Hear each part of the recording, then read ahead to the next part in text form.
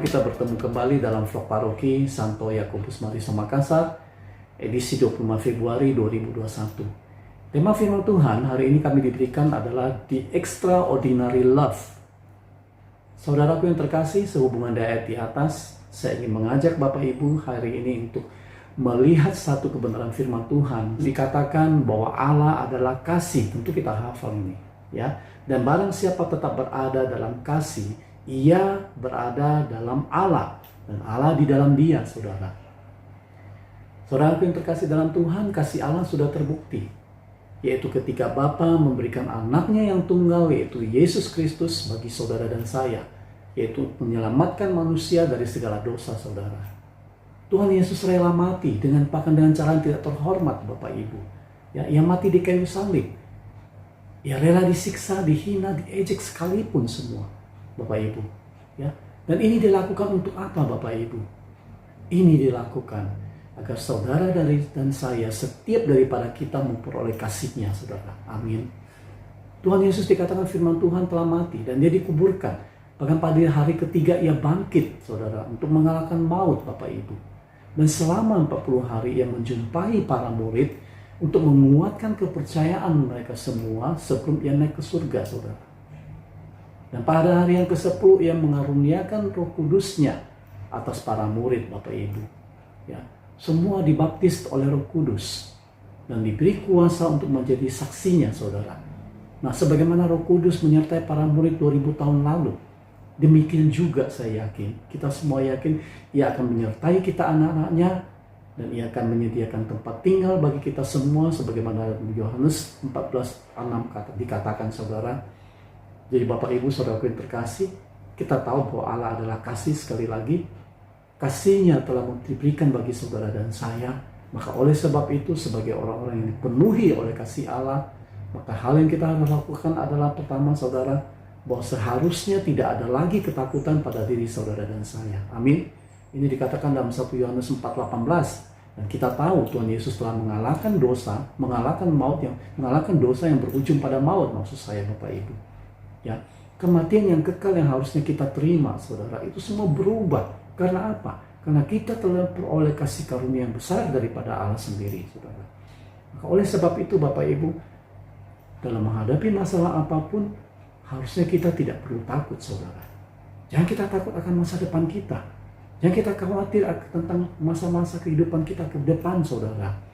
Ya, bahkan masalah apapun yang terjadi di dalam hidup kita, percayalah selalu, saudara, bahwa Tuhan Yesus sanggup menolong saudara dan saya. Bahwa Tuhan Yesus mampu melepaskan saudara dan saya dari setiap pergumulan permasalahan yang ada dalam kehidupan kita. Amin. Yang kedua, Bapak Ibu, layaklah kiranya kita dapat saling mengasihi saudara kita, mengasihi sesama kita. Dan hal ini dikatakan dalam 1 Yohanes 4 ayat 19, saudara.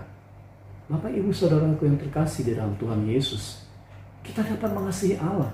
Betul, kita dapat mengasihi sesama, bahkan mengasihi diri kita sendiri, saudara.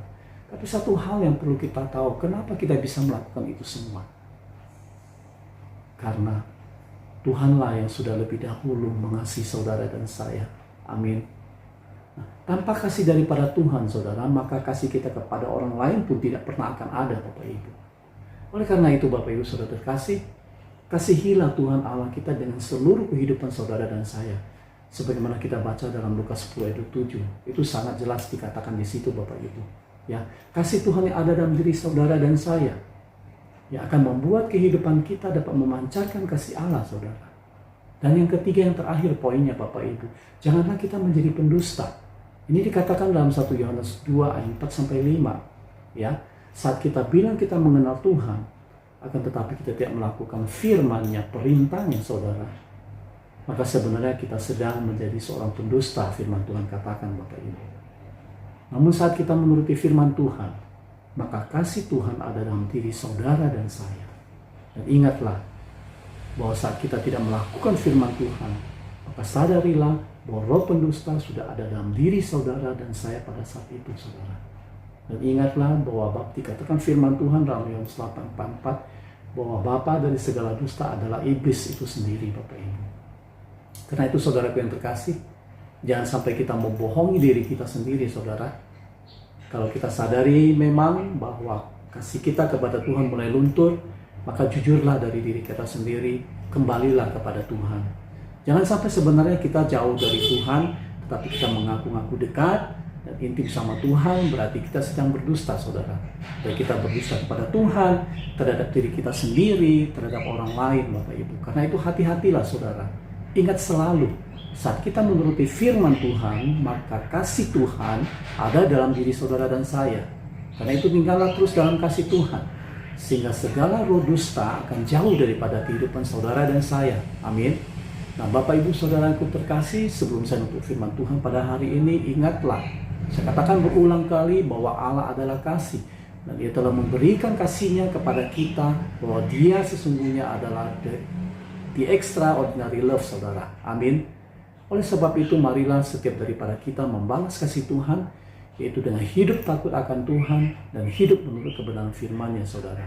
Karena kasih Tuhan akan melenyapkan maksud saya segala ketakutan saudara dan saya. Kasih Tuhan akan membuat kita untuk dapat mengasihi sesama, mengasihi saudara secara tulus, saudara.